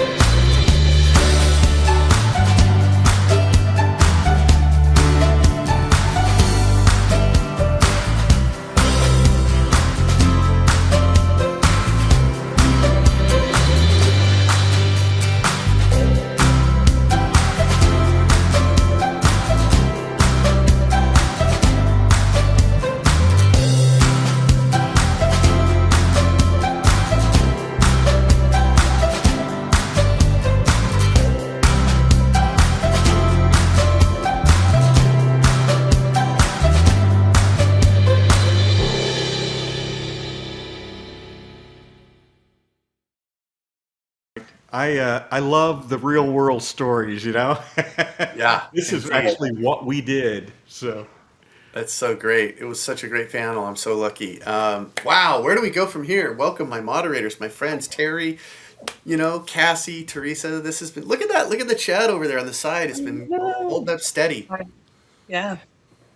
fantastic, yeah. And a great panel that we just had, and several comments about that as well. Yeah, what stood out to you, Terry? Was there anything there that kind of grabbed your attention or made you go, oh, that's a good point? Yeah, I think it was kind of the theme of mindset that the way people have positioned sustainability in their companies. And a couple examples, Eric said sustainability is a journey. And then Will said, when we made sustainability a part of our business strategy, and there were more. One that Julie said, when it's a part of your DNA, and that's just all mindset stuff. Yeah, I love it. I love it indeed. So let's keep going around the horn here. Cassie, any other mic drop worthy moments for you today? I mean, how do you even pick just one or two mic drop moments? But something that Kate said, talking about get your employees buy-in as well and train your employees, provide them the access to these tools and make sure they're on board with your ethos, right? Because this isn't, it's a partnership, it's a collaborative effort. And I thought that was brilliant. The other mic drop moment from Ryan, where he is talking about like understanding your goal, I think that's so important. It goes back to the panel that we were doing on certifications, where you can get overwhelmed on this topic so quickly and not know where to start, and then it's paralysis. And so I think when Ryan pointed out, understand your goal, understand what it is your customers' goals are, that's such an important piece of this, and that was good. Love that. How about you, Teresa? Anything there that really jumped off the page or Yeah. jumped out of that panel? Well, yeah, all of the panels have been great. I actually just saw that Marshall posted about sustainability doesn't have an endpoint. I think that might have been something Eric said. And it's so true. It's like it is a journey that doesn't really have a destination because it's always evolving, it's always changing. That can be a little scary, I think, a little daunting, but you can also look at that as a really good thing, right? Because that means there's always more opportunities to do better, to correct your mistakes and to move forward. So you don't have to worry that you haven't gotten there yet because there is no there to get to. It's an endless journey, but in a good way, in a positive way. No, I like that. An endless journey, but in a good way. It's fun to go on a journey. It's fun to go on trips, especially with the four of you, and especially with this community that we've kind of started to create here. We used to call them the Hungry Hundreds, but I'm really happy to report that we did actually get over 300 people that registered for this event today. Yeah. And, I'm not about the marketing hype of that. I'm more about that's proof that this is still very much a real issue. You know what I'm saying? Like this is how we do business now. Mm-hmm. So Jay, did you have a mic drop moment? Oh, too many. I mean, I'm sitting here. Julie's suggestion on keeping the tools easy, I wrote that down. Lane had said something about the stories that we need to align with our goals. There's so much. It's hard to, like Cassie said, it's hard to nail down just one thing. Can't wait to listen to it again. I'm definitely going to be listening to this. I was going to say the same thing. Yeah, I wasn't writing fast enough. Yeah, Terry, what are you talking about? You mean that yellow legal pad of yours? I should have gone to the full size instead of the junior. Well, before we cut out, and there's a few more additional resources that I want to share, and then Terry and I'll have a quick wrap up. But we have you two here. So Cassie, anything else to add, or Teresa, anything else to add? I think Eric Henry said it really well. It's a choice. You can choose to adopt these practices, just like you can choose the restaurant you eat at, just like you choose the color of your T-shirt you're going to wear, right? And I think that. Are you talking about this T-shirt right here? This one? But I think like today's conversation really proved like it doesn't have to be a hard choice. Just make the choice. Start small. Be realistic. Go from there. Excellent. Well, okay, Teresa. I was going to say something too. Do I get a chance? Yes. No, I was just going to echo what Kate was saying about the idea of risk. What's there, obviously it's maybe a less exciting thing, but like, what is the risk of not doing this? And if you get it wrong, or you want to look for it, not picking up with things like this. It's gonna hurt you in the end. So like, you need to start now if you haven't already. Yeah, she did drop that little knowledge bomb, and also on the recruiting side, using that as a tool to recruit. How smart was that? Totally. All right. Well, guess what? We've got a couple more resources from both of your wonderful, fine companies. So let's get to that and share those QR codes, and then Terry and I will wrap up. And I think we get to call it a day. Terry, maybe go get some lunch. Have some lunch, exactly. It's still early in Arizona after you and me.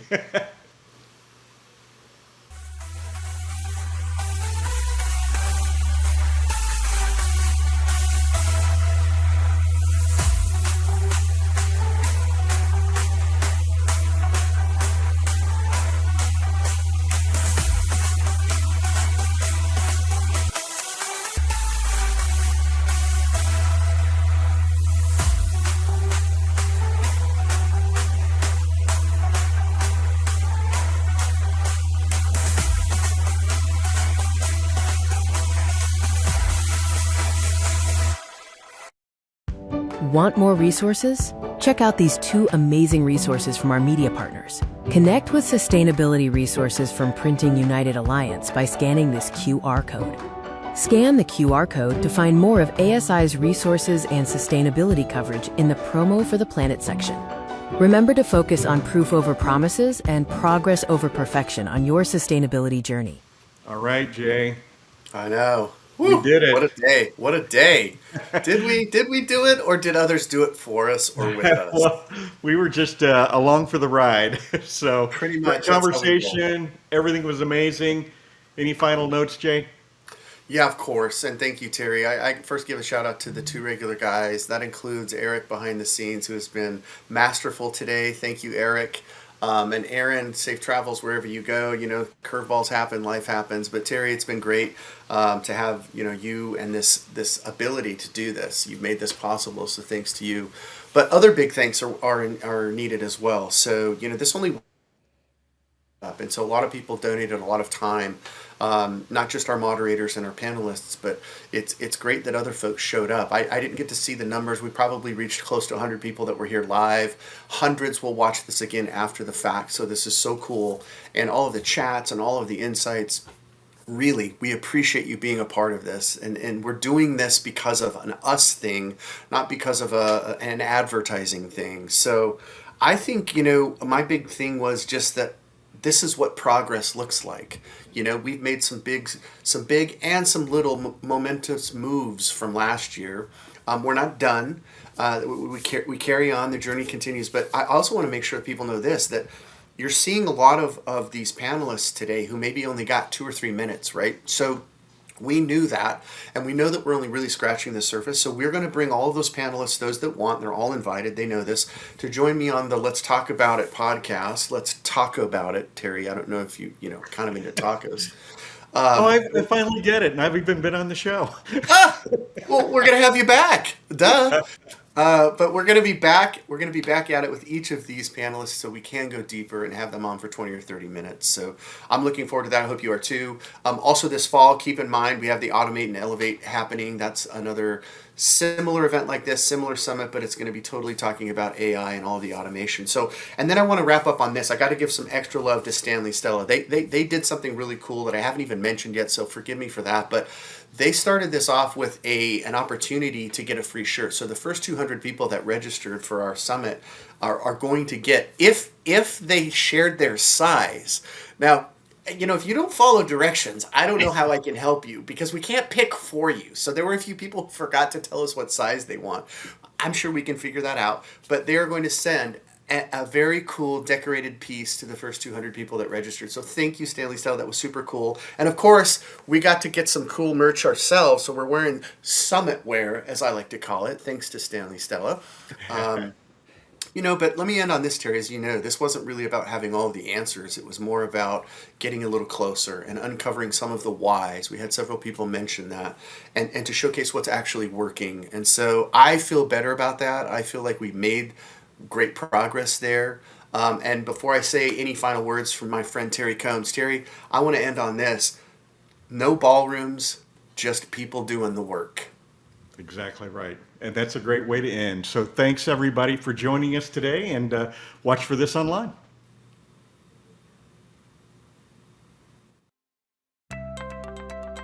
Thanks for attending the Sustainable Merch Summit 2026.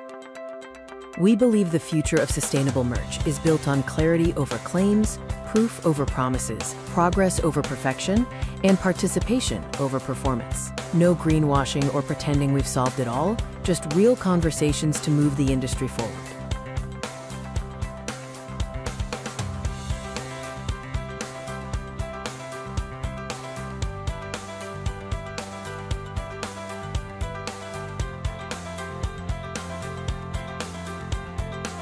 Thanks to the Branded Merch Network. Jay and Jeff are our honored founding hosts. Check out more from them at thebrandedmerchnetwork.com. This event was made possible by the support of Stanley Stella. They embody the spirit of like no other, and SMS 2026 would not have been possible without them. Our education partner this year is Printing United Alliance, committed to advancing knowledge in sustainable merch. Thanks also to Storm Creek as a community partner for the Sustainable Merch Summit 2026. Our media partners for this summit include ASI, Apparelist, and 2 Regular Guys. Big shout out to Cassie, Teresa, Terry, Aaron, and Eric for all their hard work making this event possible. We also appreciate our supporting partners, Allmade, Goldstar, and Lane 7. Thank you to our streaming platform hosts, the 2 Regular Guys. Make sure to check out their weekly podcast at 2regularguys.com.